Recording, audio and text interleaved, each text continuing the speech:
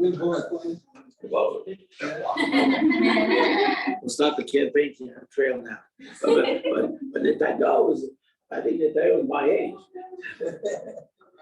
Anyway, the point is that again, you have this idea, desire to want to become prime minister or president because you think you can help the people. Not because you want honor or glory, unless you're some vain idiot. But if you're really a noble person, why do I want this thankless job? Because I can help. I can be a force for good. So Avram Avinu says, Hashem, I can continue talking to you and let those guys provide, or I can do just what you would do and be like you and go do something beautiful. So let's say now you're in shul and you're standing with the siddur, men on the men's side, women on the women's side. Now, ladies, you could see me a whole lot better if you move that silly curtain. That's why I came here and moved it. I got spoiled. Hello, man. And so I'm sitting here and saying, right? And I'm praying.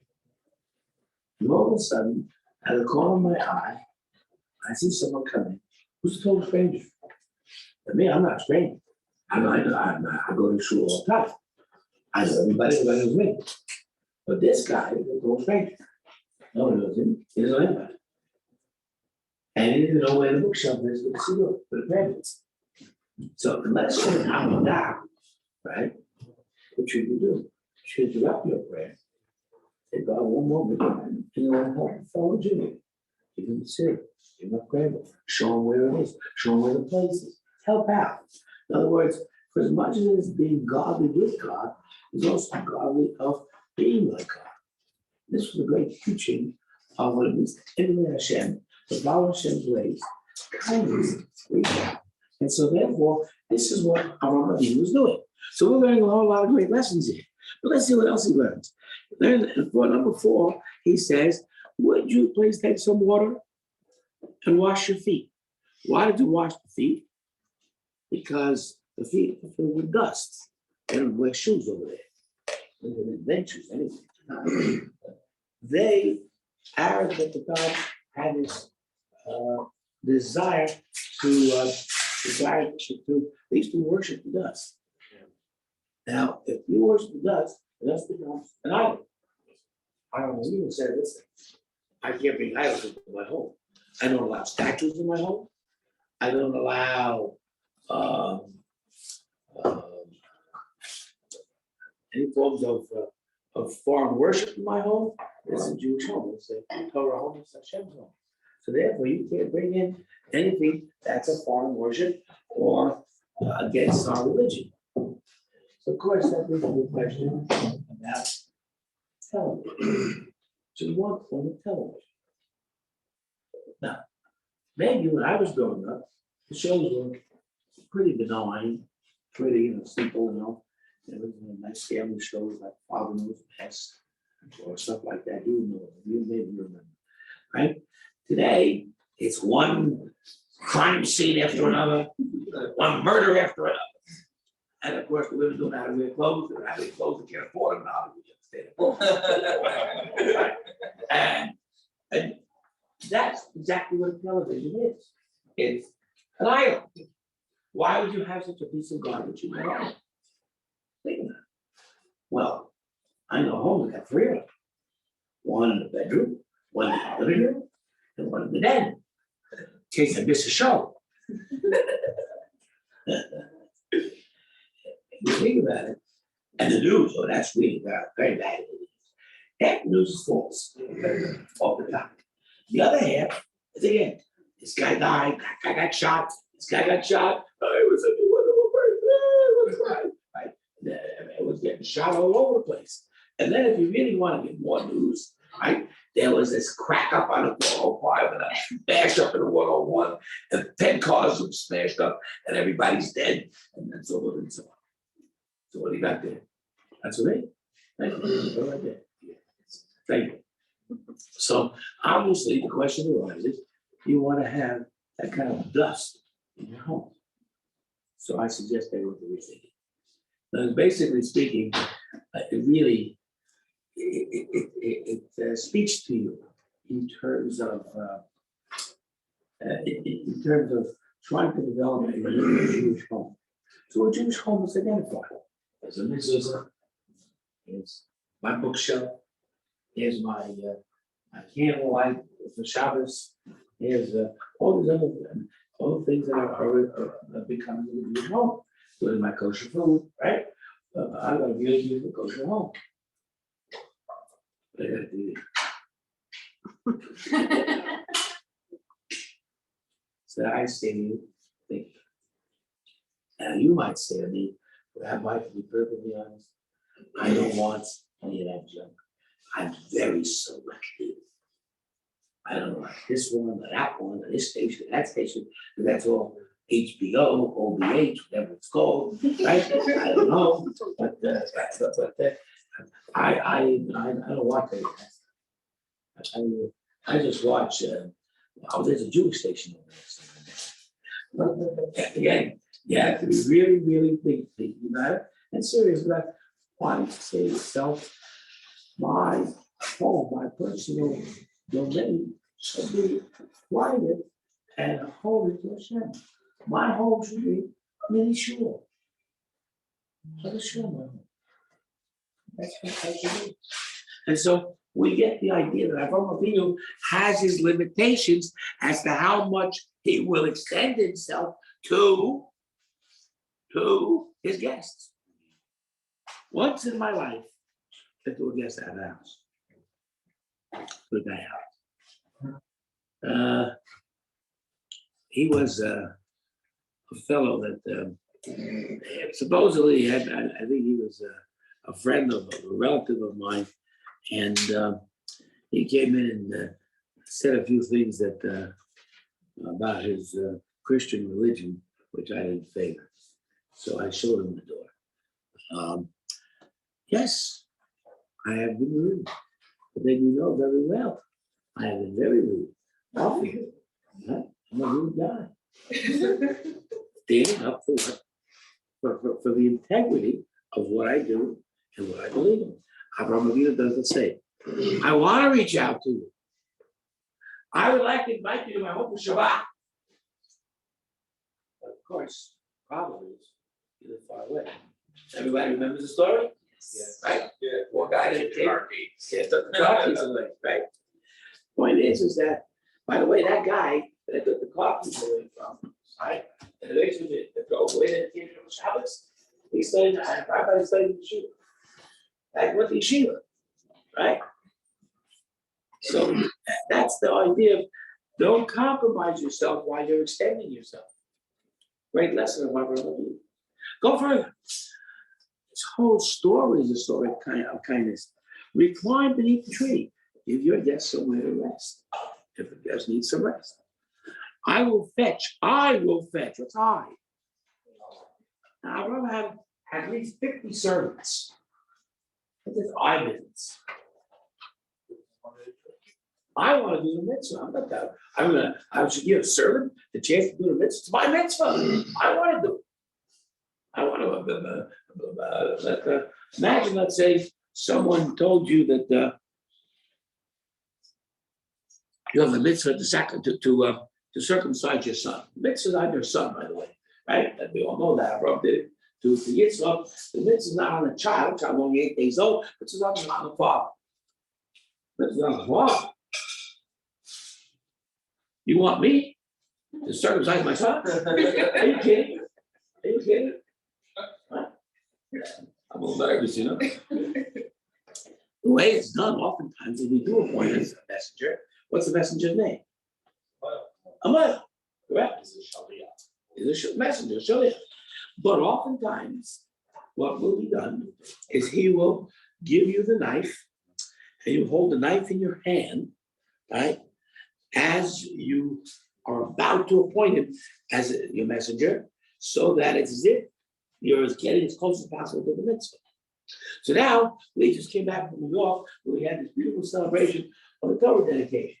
And in this Torah dedication, we had about 90 people that all wrote one letter to end the Torah, the fifth book. Because you know, as we talk, the 613th mitzvah is the mitzvah, write the Torah, right? Well, the last time you wrote one. Oh my goodness, you haven't done the mitzvah. It's terrible. So the answer is, if you write one letter in the Torah, it's dead. You've written the entire Torah. Why? Because if the letter's missing, Torah's not kosher. Torah's not get a missing letter.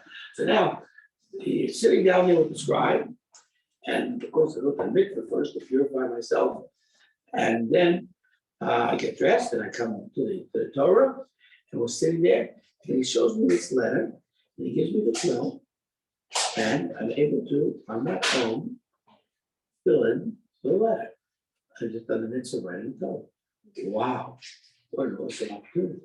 How about if I can't do it, maybe I do shave. I don't want to mess up the Torah. So I put my hand on his as he writes it, as if almost I'm writing. But a person wants to do his own mitzvah. I don't want no servants doing my mitzvah.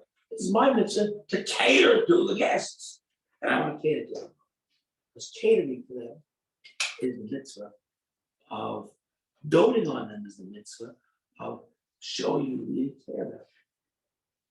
And therefore, that's the way hospitality should be done. So we're learning a lot of lessons here from the Parasha. Let's go further.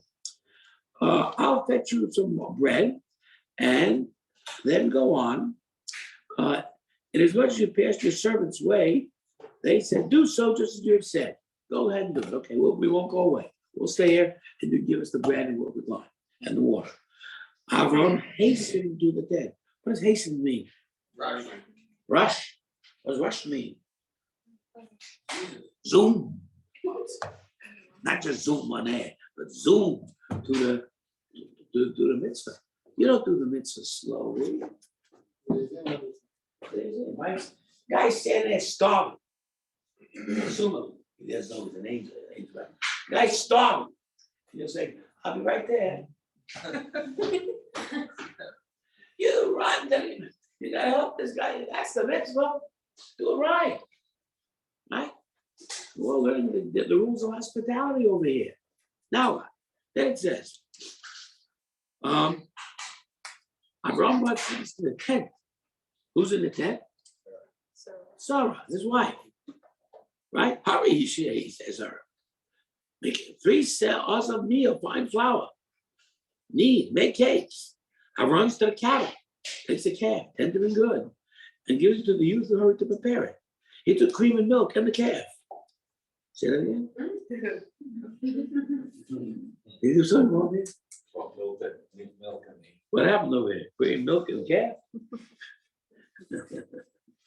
So many want to say, hey, he took the cream and the milk before the calf.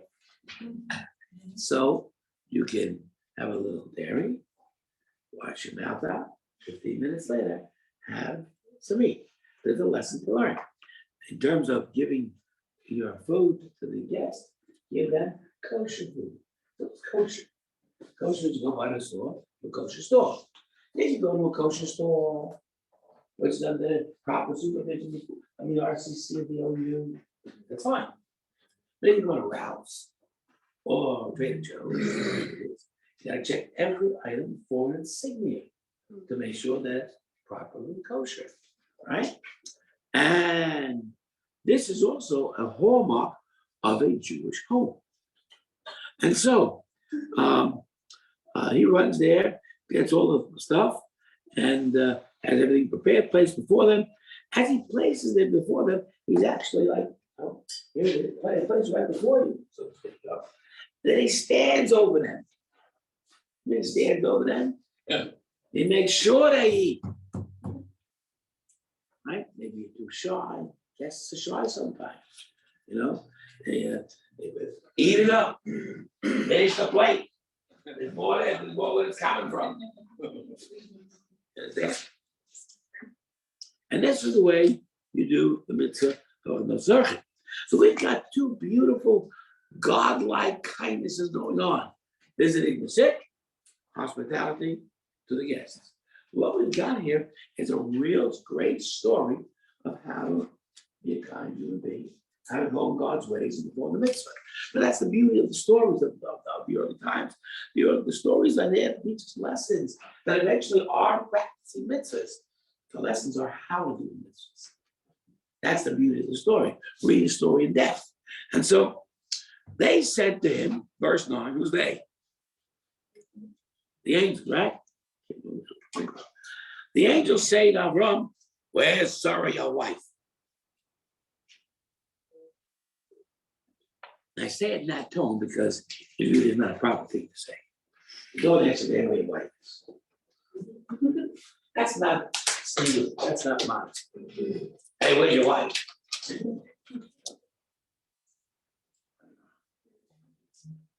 My wife is where she needs to be. None of your business, right? Anyway, they ask him anyway, which is weird. And he says, behold in the tent. Where's she supposed to be? Cooking, preparing, helping, making sure that it's all there in the most magnificent way to display it. In other words, the role of the lady is, of course, in a behind the scenes sort of directorship, which is directing the program, taking it all, making it all happen, and while her husband's standing out there in all the glory. It also shows you the fragility and the vanity of men. And it shows you the strength and the realism of women. But it also shows you that they asked him for a particular purpose. What was their purpose? They're not inappropriate people, they're angels. You know why they asked him where your wife is? Because they knew where the wife is. They're angels. They got X-ray vision. They know behind the people what's going on over there. They know. So why they asked him? So he should be able to answer with pride. Oh, most beautiful person in my life, exactly where she needs to be, by my side, with me, preparing the food so I can give it to the guests. My wife's in the tent, in the kitchen, taking care of everything, making sure my home is beautiful. So of course, in understanding that, we oftentimes refer to our wives in Hebrew as a carrot to bite. Not a carrot to bite. A carrot to bite is a carrot to bite is the one of the household. She runs the joint. Cover. Huh? Okay, like you cover. Right. The wife is the CEO of your home.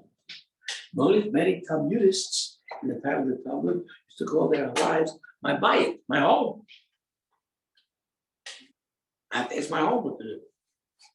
I need clarification. But the point is that they asked him to give him a chance to answer with pride, which teaches you a great lesson of how to be a good guest. What do you do as a good guest? Say the right things, the right words to make your host happy. You got a job. You got a mitzvah as a guest. Mitzvah is not only on the host, mitzvah on the guest. To behave properly, to be grateful, to be thankful, and to show your appreciation, and to do whatever you can to make your host happy. And that's exactly why they did this. And so they said, I'm sorry? Question. Yes. I was looking in the commentary to find an answer. So if Abba can bring down for us, why doesn't Avraham find any suspicion that the strangers would know his wife's name? That's a great point. It says, where's Sarah, your wife? What we have to assume is that Avraham may very well be at this time aware that they're angels. Why? Look at the next passage.